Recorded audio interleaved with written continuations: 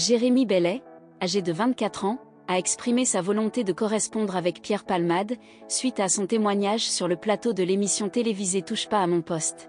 En effet, cet individu avait partagé publiquement ses soirées passées avec l'humoriste français. À cet effet, Jérémy Bellet a pris l'initiative d'envoyer une lettre à Pierre Palmade, dont le contenu a été révélé récemment. L'individu en question explique à RTL qu'il a réussi à trouver les termes adéquats pour extérioriser sa souffrance, 2 mois après l'événement tragique. Il a rédigé une lettre d'adieu à l'artiste qu'il a profondément apprécié, dans le but de lui communiquer ses sentiments. Ce dernier, avec qui il a vécu une période de plusieurs mois, a le droit de connaître les raisons qui ont motivé sa décision de sortir de son silence. Après avoir répondu en tant que témoin libre à la convocation des enquêteurs. Par la suite, il partage le contenu de sa missive.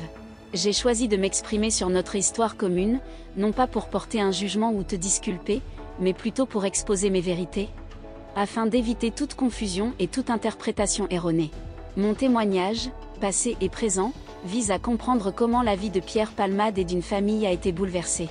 Nous ne pouvons pas revenir en arrière, mais il est de notre devoir de prévenir de tels drames à l'avenir.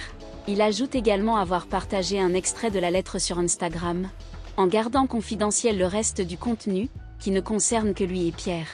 Jérémy Bellet, toujours ému par le drame dont Pierre Palmade a été impliqué, exprime sa douleur dans ces termes: « Mon cher Pierre, le cœur lourd, je prends la plume pour t'écrire cette missive.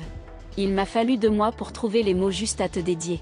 Depuis cette terrible nuit du 10 février 2023, la vie m'a semblé dure à supporter. Cette tragédie a bouleversé ta vie, celle de tes proches, et la mienne également. Elle a plongé une famille dans le deuil et mes pensées ne peuvent se détourner de cette situation. Dans cette affaire, je ne suis qu'un dommage collatéral d'une histoire passée. » Ces mots poignants témoignent de la souffrance que cet événement a causée.